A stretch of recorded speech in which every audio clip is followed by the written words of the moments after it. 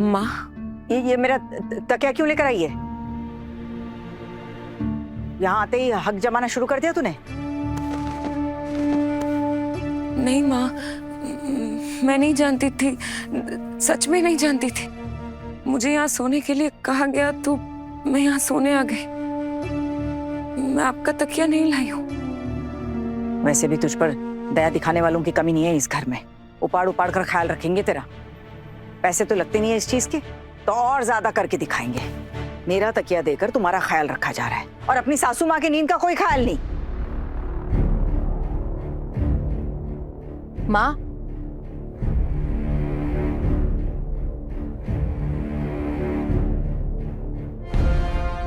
तो यहाँ क्यों आई है इस वक्त? नींद नहीं आ रही है क्या? माँ, दीदी भाई को ऐसे इस कमरे में अकेला छोड़कर नींद कैसे आ सकती है भला? मैं यहाँ सोने ही आई हूँ।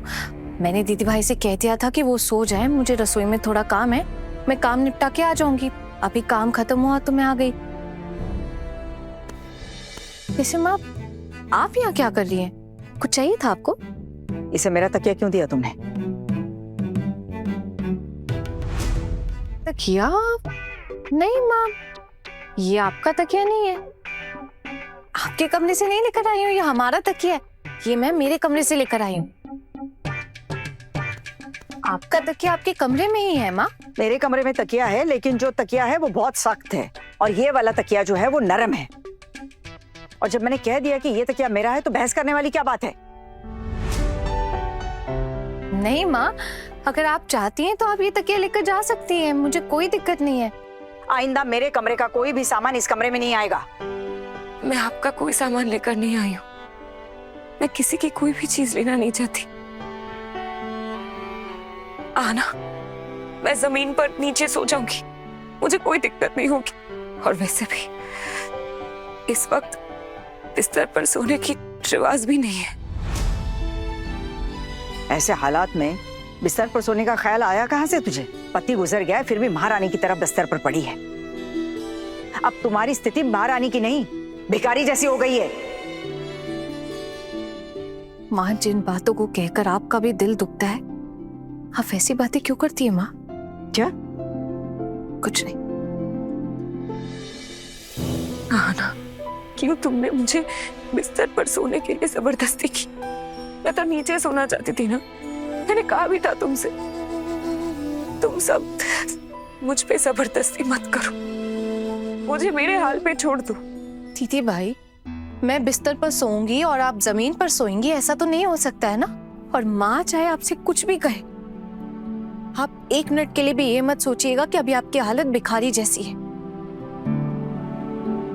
आप देखिएगा, एक दिन आपको खुद को पता चल जाएगा कि आप कितनी धनी हैं।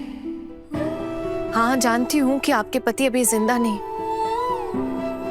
लेकिन एक बात बताइए दीदी भाई, जब वो थे तब क्या आप खुश थी उनके साथ? क्योंकि मैंने तो सुना कि वो आपको बहुत सताते थे। शुरू शुरू में प्यार था, जिसकी वजह से आप ये घर छोड़कर उनके पास चली गई थी। लेकिन क्या शादी के बाद भी वो प्यार जिंदा था? अगर वो प्यार जिंदा होता ना, तो वो आपको इतना नहीं सताते। लेकिन उन सबको खोने के बावजूद भी दीदी, मैं एक बात जरूर कहूंगी कि आप अब भी बहुत धनी हैं। आपको भले ये बात का अंदाजा ना हो अभी, लेकिन एक दिन आपको जरूर पता चलेगा। तेरी ये भाषणबाजी बंद करेगी? दुनिया चुप हो जाएगी, लेकिन इसका मुंह नहीं चुप होगा कभी। मुझे पता है माँ, मेरी बातें कड़वी हैं, लेकिन एक बात तो आप भी अच्छे से जानती है ना, कि मैं जो बोलती हूँ वो सच होता है, और मैं अभी भी केवल सच का ही साथ दे रही हूँ। बस बस, बड़ी आई सत्यवादी युधिष्ठिर की सत्यवादी छोटी बहन। और सुन, तू यहाँ मेरे मर्जी के खिलाफ रह रही है। अभी तो मुसीबत में है तो यहाँ रह सकती है, लेकिन याद रख, तुझे ससुराल अपने वापस जाना होगा। तू इस घर की बेटी होने का बर्ताव मत कर। भले किसी दिन तू इस घर की बेटी रही होगी, लेकिन अब नहीं है। तुमने वो दर्जा खो दिया है। अब तुम हम सब के लिए मर चुकी हो। अपने पति के श्राद्ध का कार्य होने के बाद तू अपने ससुराल चली जाना। खूंटा गाड़ के बैठ मत जाना यहाँ पर। और जब तक तू इस घर में रहेगी, इस घर के रीति रिवाजों के हिसाब से तुझे चलना पड़ेगा। माँ, मैं यहाँ से कहाँ जाऊंगी? अब तो शायद मेरे ससुराल वाले भी मुझे उस घर में घुसने नहीं देंगे। दीदी भाई, आप चिंता मत कीजिए, आपके पास रहने की जगह की कोई कमी नहीं होगी। कहाँ रहेगी ये? माँ, जब आप इनको अपने घर में रखना ही नहीं चाहती हैं, तो फिर आप ये जानकर क्या करेंगी कि ये कहाँ जाएंगी? खैर, ये छोटू मामा के यहाँ जाएंगी। मेरा मतलब है कि छोटू मामा हमारे मोहल्ले में आके रहने वाले हैं ना, तो दीदी भाई उनके साथ ही जाके उनकी देखभाल करेंगे, उनके साथ रहेंगी भी। अच्छा, तो अब ये किसी अनजान की गृहस्थी संभालेगी, किसी अनजान की देखभाल करेगी, लोगों के घर के आया बनकर जिंदगी बिताएगी। वाह, ये हुई ना हमारे खानदान की बेटी। आपको याद है माँ, आप ही कहती थी ना कि छोटू मामा का जो भी देखभाल करेगा वो बहुत भाग्यवान होगा। और आप भी कहती थी कि आप कोई कम किस्मत वाली नहीं है, कि छोटू मामा जैसे इंसान आपकी जिंदगी में आपके दोस्त है। आप ही कहती है ना माँ कि छोटू मामा एकदम हिमालय पर्वत की तरह है। उनकी संगति में रहकर आप खुद को बहुत भाग्यवान मानती है, तो आपकी बेटी भी भाग्यवान ही हुई ना उनकी संगति में रह के।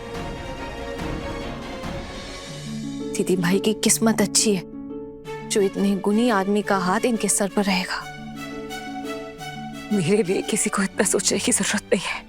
अगर माँ चाहती है तो मैं किसी भी तरह अपने ससुराल में लौट जाऊंगी।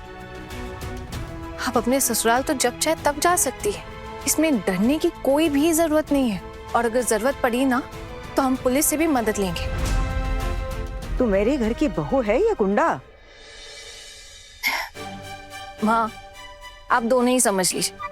अच्छा खैर, ये सब छोड़िए। माँ, आपको याद है हमने एक प्लान किया था? माँ, अब हमारे पास समय बिल्कुल भी नहीं बचा है। हम ऐसे हाथ पे हाथ धरे नहीं बैठ सकते। हमें ना माँ कल से मूर्तियां बनाना शुरू करना पड़ेगा। आप मूर्तियां बनाएंगी और हम लोग सप्लाई करेंगे, तभी थोड़े पैसे भी आ पाएंगे माँ।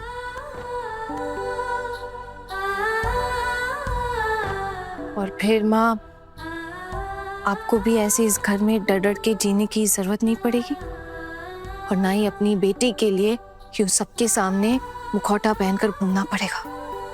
ये क्या कहा तूने? वही जो आपने सुना माँ। अब अगर दोबारा कहूंगी तो शायद कोई और ना समझ जाए, इसलिए क्या जरूरत है, आप समझ गई ना, बस इतना ही काफी है। और अगर नहीं समझी तो कोई बात नहीं, छोड़ दीजिए। पर ये तो तय है कि माँ आप कल से मूर्तियां बनाएंगी। हाँ, ये लीजिए माँ, ये तकिया। क्या मैं रख दूं तकिया? कोई जरूरत नहीं है। माँ, बड़े घर की छोटी बहू, शाम 9:30 बजे दंगल टीवी पर।